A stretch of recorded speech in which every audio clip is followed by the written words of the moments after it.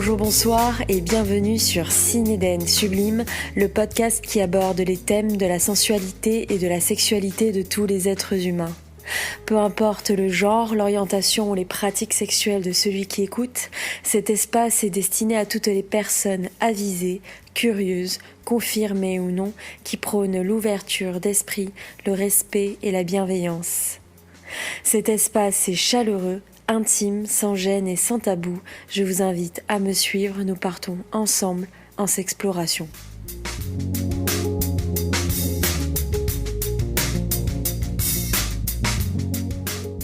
Aujourd'hui, je suis avec Marion et nous allons parler de l'anorgasmie. Petite définition avant de commencer cet échange. L'anorgasmie, c'est l'absence d'orgasme, aussi bien de la pénétration vaginale que par stimulation clitoridienne pour les femmes, après la phase d'excitation normale, où la personne est capable de ressentir une montée du plaisir. La phase de jouissance, elle, ne se manifeste pas, et l'orgasme ne se déclenche jamais. Néanmoins, une personne anorgasmique continue à avoir du désir. Pareil chez les hommes, ceux-ci sont incapables d'atteindre l'orgasme et d'éjaculer pendant un rapport sexuel, alors qu'ils sont capables de le vivre grâce à la masturbation. Petit rappel aussi, l'orgasme est une sensation de plaisir intense et transitoire qui crée un état de conscience modifié accompagné par des contractions involontaires de la musculature périnéale. Bonjour Marion. Bonjour Cine. Pour commencer, peux-tu me définir avec tes mots à toi ce qu'est l'anorgasmie et comment toi tu le vis? L'anorgasmie, au final, c'est assez difficile à définir parce que c'est quelque chose de très abstrait et qui est propre à chacune. Donc, moi, de mon ressenti et de mon point de vue, comme je peux décrire l'anorgasmie, c'est que ça se manifeste par une absence d'orgasme quand je suis avec quelqu'un, enfin quand je fais l'amour avec quelqu'un, avec ma partenaire par exemple, mais que j'arrive à atteindre l'orgasme quand je me donne du plaisir toute seule. Et donc ça c'est mon cas à moi, mais ça peut être épisodique pour certaines ou total, ça dépend des personnes.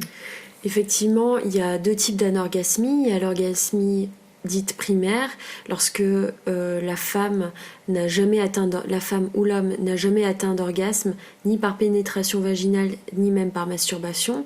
Et il y a une anorgasmie dite secondaire, lorsque la femme ou l'homme a déjà connu, au cours de sa sexualité, la jouissance d'un orgasme. Et il me semble que c'est ton cas. C'est ça, oui. Donc tu vis une anorgasmie dite secondaire. Mais on peut l'appeler comme ça, du coup. Voilà, ok. À partir de quel moment ça s'est manifesté pour toi ? Depuis toujours en fait. Après j'ai mis du temps à découvrir ce qu'était l'anorgasmie parce que on m'en avait jamais parlé et c'est un terme qui au final est assez peu connu il me semble. Donc c'est après en explorant ma sexualité, en ayant plusieurs partenaires que j'ai découvert que j'arrivais jamais à atteindre cet orgasme, alors qu'en parallèle en explorant ma sexualité personnelle, je ressentais des choses que j'arrivais pas à ressentir avec les autres et je trouvais ça un peu bizarre, voire frustrant.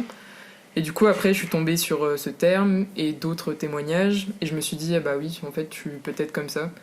Et donc, après, j'ai déconstruit justement tout ce processus autour de l'orgasme et du plaisir et ça m'a permis d'en arriver là, quoi. Comment tu expliques que tu arrives à avoir du plaisir avec toi-même, mais pas avec un partenaire, un ou une partenaire? Ça c'est une bonne question, parce que justement j'y ai pensé.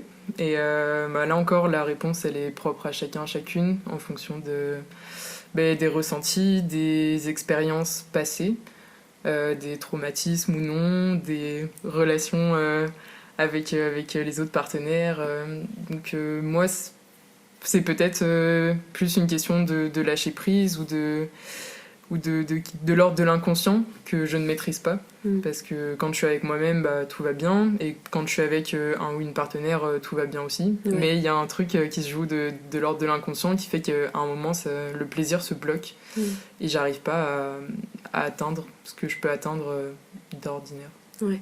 Effectivement, les causes de l'anorgasmie sont multiples. et peuvent être d'ordre organique, comme tu le disais, donc physique, ou alors comportemental ou psychologique. Et pour ça, eh bien, lorsqu'on souffre d'anorgasmie, n'hésitez pas à en parler à votre médecin et à vous faire suivre par un sexothérapeute, sexologue qui pourra vous accompagner pour connaître les causes et essayer de le résoudre. Comment tu dissocies le désir, le plaisir et l'orgasme? C'est tout de l'ordre du ressenti, mais ça va être des ressentis qui vont s'exprimer ou se manifester différemment. Le plaisir, pour moi, c'est quelque chose d'infini et d'infiniment variable.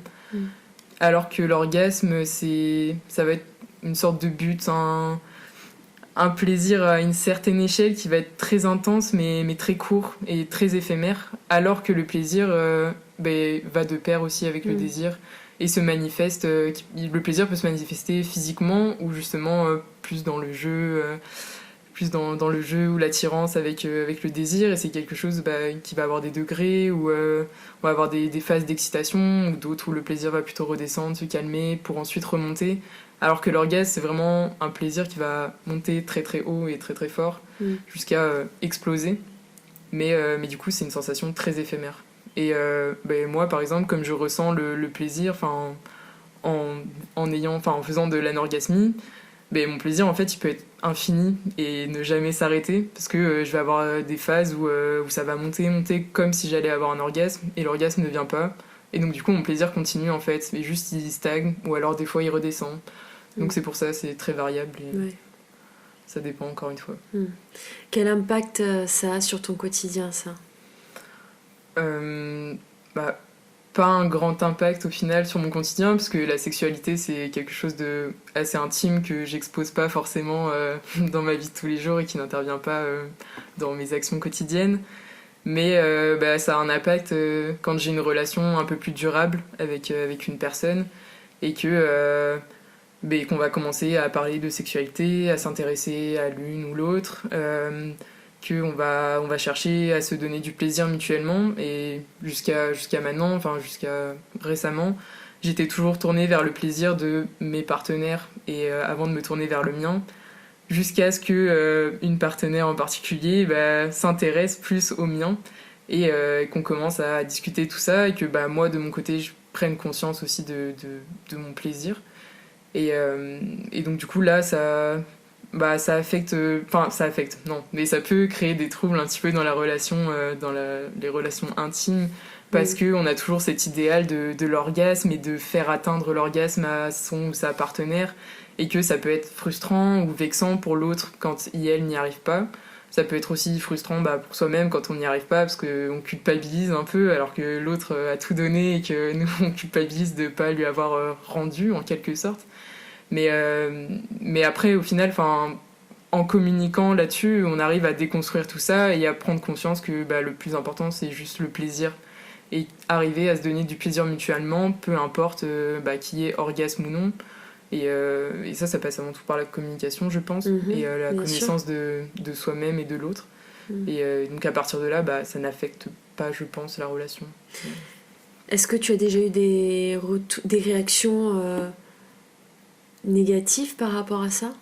Est-ce que cette situation a déjà fait peur tes partenaires? Non, pas fait peur, mais plutôt négative dans le sens ce sentiment de culpabilité et de performance ratée entre guillemets. On associe toujours un peu l'acte sexuel à une performance. C'est l'imaginaire collectif et la représentation sociale.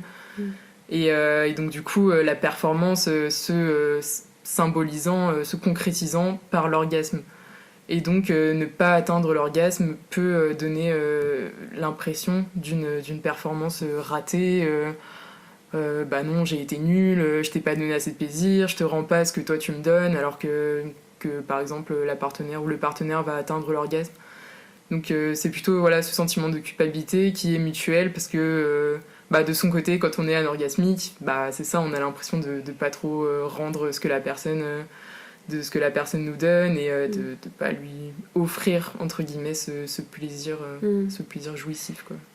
Qu'est-ce que tu mets en place pour, comment dire, pour flirter?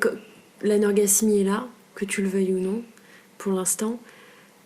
Qu'est-ce que tu mets en place pour essayer d'aller au-delà de ça? Beaucoup de communication, du coup, sur, sur mon plaisir, sur qu'est-ce qui, moi, me fait plaisir, qu'est-ce qui fait que quand moi, je me masturbe, j'arrive à atteindre l'orgasme, et quand ma partenaire est là, non. Mais du coup, est-ce que si je me touche pendant que ma partenaire est là, j'y arrive ou pas? Donc c'est tous ces petits tests, en fait, à essayer et à mettre en place. Et enfin voilà, c'est juste de la communication sur le plaisir et les ressentis en fait sur le moment. Si à un moment je sens que ça va me donner une montée de plaisir, bah on va le faire et enfin ça prendra le temps que ça prendra. Et enfin voilà, faut aussi être patiente sur le fait, enfin sur le plaisir, c'est pas instantané quoi. Ça peut prendre du temps, c'est technique parfois parce que des fois les caractères physiologiques sont un peu capricieux, donc ça peut être très technique et prendre du temps. Et donc voilà, c'est juste être patient et s'intéresser à soi-même et à l'autre. Et voilà, et communiquer et faire ce qui nous fait du bien avant tout, quoi. Ouais. Comment tu le vis, l'anorgasmie? Aujourd'hui, bien. Avant, j'ai pas dit que je le vivais mal, hein, je l'ai jamais mal vécu. C'est juste que je me posais des questions sur est-ce que j'étais normale ou enfin est-ce que j'avais un problème ou un trouble ou quoi. Et aujourd'hui je le vis bien parce que j'ai fait ce travail justement de déconstruction de l'orgasme parce que je sais que l'orgasme n'est pas une fin en soi, que j'arrive à prendre du plaisir, que j'arrive à me donner du plaisir, que je suis avec une partenaire qui est très à l'écoute et qui fait que je me sens très bien dans mon corps. Et ça c'est important, enfin, ça joue beaucoup aussi de pouvoir communiquer librement justement sur sa sexualité et ça fait du bien. Donc, aujourd'hui je le vis bien et enfin je vois pas ça comme un problème parce que même si j'avoue que bon je dis ça c'est c'est beau dans la théorie mais c'est vrai que des fois pendant l'acte ça peut être frustrant. Bien sûr. Parce qu'on sent le plaisir qui monte et on se dit ouais je vais y arriver, j'ai envie de ressentir ça et de se libérer en quelque sorte. Et au final ça se bloque ou ça retombe et bon c'est toujours frustrant. Mais après c'est aussi savoir profiter justement du plaisir avant et de cette montée de plaisir et voilà et passer au-dessus ou faire autrement. Donc des fois j'avoue ça peut générer des frustrations mais sinon au-delà de ça c'est pas forcément un problème ou un dysfonctionnement quoi, ou une maladie ou quoi que ce soit. Est-ce que tu as parlé de ça autour de toi? J'en ai parlé à des amis, oui. Des amis qui ont, enfin pas qui n'ont pas forcément compris mais qui n'avaient pas non plus connaissance du coup de cette pathologie là et donc qui n'ont pas forcément su m'apporter de réponse ou quoi mais j'ai des amis qui sont dans le même cas qui n'arrivent pas à atteindre l'orgasme avec leur partenaire et ensemble on n'a pas forcément trouvé de réponse en fait parce qu'on était là je sais pas pourquoi ça marche pas mais c'est comme ça. Il y en a c'est parce que leur partenaire n'était pas forcément très à l'écoute, très attentif à leur plaisir et d'autres qui étaient comme moi qui avaient des partenaires à l'écoute et qui arrivaient à communiquer mais juste ça marchait pas et voilà. Est-ce que tu as envisagé ou envisages de voir quelqu'un pour traiter ce dysfonctionnement ou c'est pas d'actualité? Alors j'y ai pensé et après j'ai pas forcément entrepris les démarches pour et je sais pas si je sens que j'en ai besoin ou pas, je saurais pas dire pour l'instant, peut-être plus tard. Mais pour l'instant, j'aimerais essayer de chercher de mon côté, peut-être, essayer de me continuer à me découvrir moi-même et à travailler sur moi, et avec ma partenaire aussi, pour essayer de creuser tout ça. Et peut-être que si un jour j'en ressens le besoin, je pourrais faire appel à quelqu'un. Ouais. Quelle différence de plaisir fais-tu entre tes instants à toi intimes et ceux avec un ou une partenaire? Alors, j'ai différencie. parce que pour moi, mes instants à moi, justement, ou quand je me masturbe, par exemple, ça va vraiment être, je sais pas, un bien-être personnel, quoi, un rapprochement avec moi-même, une réappropriation de mon corps, de mon plaisir, et voilà, juste du plaisir pour moi, en mode, je pense à rien d'autre qu'à mon corps. Et alors qu'avec une partenaire, un ou une partenaire, ou même plusieurs, hein, ça va être plus dans le partage, dans l'échange d'énergie, de plaisir, de l'échange physique aussi. Et du coup, ça va être des ressentis totalement différents, même si le plaisir physique, il va pouvoir être pareil ou non, du coup, dans le cas de l'anorgasmie. Mais du coup, ouais, c'est des échanges qui sont plus des échanges partagés, quoi, du coup. Qu'est-ce que tu dirais à quelqu'un qui te... Tu parles avec quelqu'un et qui t'exprime qui souffre de ce dysfonctionnement. Quel conseil tu lui donnerais ? Déjà, je lui dirais t'es pas tout seul. Ouais. Parce que moi aussi, au bout d'un moment, je croyais que j'étais toute seule, mais non. Donc déjà ça, et que faut pas hésiter à communiquer, surtout. Et à pas en faire tout un drame, je pense. Que même si ça peut être considéré comme une pathologie et tout, c'est pas dramatique, faut décomplexer par rapport à ça, et que juste l'orgasme n'est pas une fin en soi, et le plus important c'est de pouvoir partager, en fait, continuer à partager au gré de ses envies avec les personnes avec lesquelles on en a envie et avec lesquelles on se sent bien, et juste pouvoir communiquer et être bien là-dessus, en fait, et pouvoir arriver à se décomplexer par rapport à soi-même pour être bien avec sa sexualité, quand bien même l'orgasme n'est pas là. Juste pouvoir être bien avec soi-même et explorer son corps et tester d'autres choses, quoi, qui peuvent amener d'autres sources de plaisir, d'autres formes de plaisir, d'autres pratiques et tout ça, sans pour autant que ça se concrétise par un orgasme, mais juste ça. Merci beaucoup, Marion. De rien. Je suis pas la plus experte sur ce sujet, donc moi c'était juste ma perception à moi. Peut-être que d'autres se reconnaîtront ou pas là-dedans, mais juste pas hésiter à partager avec d'autres, des personnes expérimentées ou non, quoi. Partager les ressentis pour voir ce qu'il en est de tout le monde. Merci encore pour ce témoignage. Si vous rencontrez ce problème, n'hésitez pas à consulter votre médecin, votre gynécologue, si c'est un trouble qui est physique, et si ce dysfonctionnement provient d'une cause psychocomportementale, n'hésitez pas à vous tourner auprès d'un sexothérapeute psychologue qui pourra vous aider et vous accompagner.